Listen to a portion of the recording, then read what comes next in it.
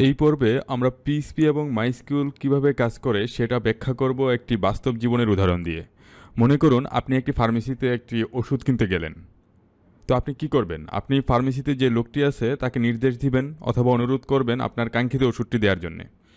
ফার্মেসিতে থাকা লোকটি তখন ফার্মেসিতে সাজানো ওষুধগুলো থেকে আপনার ওষুধ খুঁজে বের করে দিবে। এই এতটুকু উদাহরণের মাঝে লুকিয়ে আছে কিভাবে পিএইচপি এবং মাইস্কিউএল কাজ করে তার ব্যাখ্যা।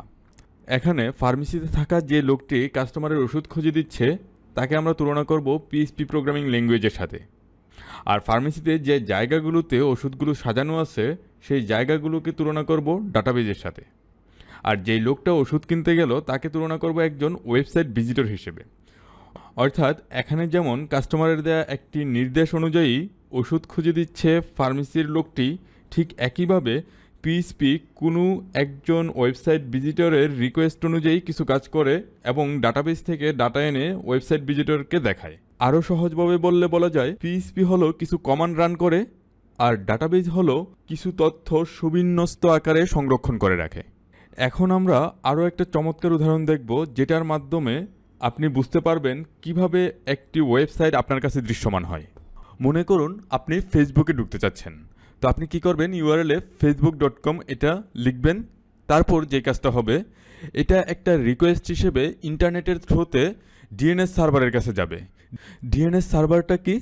ডিএনএস মিনস হচ্ছে ডোমেন নেম সার্ভার। যেমন facebook.com এটা হচ্ছে একটা ডোমেন নেম। তো এই ডোমেন নেমের এগেনস্টে একটা নেম সার্ভারকে সার্চ করতে থাকে ডিএনএস সার্ভার। মানে facebook.com কোনো একটা কম্পিউটারে তো ডেপ্লয় করা আছে, অর্থাৎ কনফিগার করা আছে। সেই কম্পিউটারটাকে সার্চ করে নিয়ে আসে ডিএনএস সার্ভার। সার্চ করার পরে যেই আইপি অ্যাড্রেসটা পায় সেই আইপি অ্যাড্রেসের থ্রুতে চলে যায় ওই মেশিনের কাছে।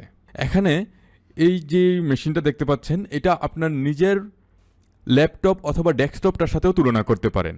মানে facebook.com যখন আপনি লিখলেন, ডিএনএস সার্ভার যেই মেশিনে facebook.com কনফিগার করা আছে সেই মেশিনের আইপি অ্যাড্রেসকে খুঁজে বের করে সেই মেশিনকে লিঙ্ক করে দেয়।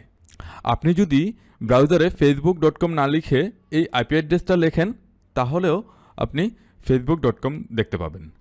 তারপর যেটা হয়, এখানে এই সার্ভারের মধ্যে যেই সার্ভার সাইড ল্যাঙ্গুয়েজটা আছে, ফেসবুকের জন্য পিএইচপি সার্ভার সাইড ল্যাঙ্গুয়েজটা ব্যবহার করা হয়েছে। এই রিকোয়েস্টটা ওই সার্ভার সাইড ল্যাঙ্গুয়েজটা প্রসেস করে থাকে। ওই রিকোয়েস্টের মধ্যে যদি ডাটাবেস থেকে কোনো ডাটা নিতে হয় তখন সে কি করে, এখানে এই যে সিম্বলটা দেখতে পাচ্ছেন এই সিম্বলটা হচ্ছে ডাটাবেজের সিম্বল।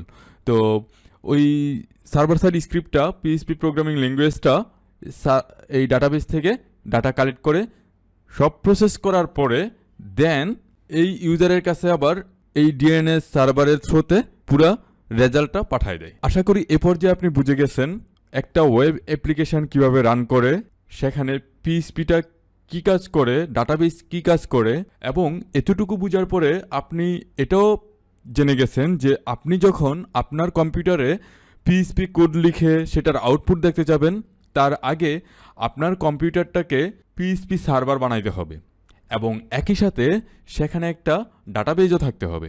আমরা পরবর্তী পর্বে দেখব কিভাবে আপনার মেশিনটাকে, আপনার কম্পিউটারটাকে একটা পিএইচপি সার্ভার বানাবেন এবং সেখানে একটা ডাটাবেজও ইনস্টল করবেন। আমি আমার এই ইউটিউব চ্যানেলে নিয়মিত প্রোগ্রামিংয়ের বিভিন্ন বিষয়ের উপর ফ্রি ভিডিও দিয়ে আমার কমিউনিটিতে অবদান রাখার চেষ্টা করে আসছি। আপনি যদি আমার চ্যানেলে নতুন হয়ে থাকেন তাহলে চ্যানেলটি সাবস্ক্রাইব করে আমাকে অনুপ্রাণিত করবেন, যেন আমি আমার সেরাটা দিয়ে এই চমৎকার কাজটি চালিয়ে নেওয়ার জন্য উৎসাহ পাই। সবাই ভালো থাকবেন। Happy learning.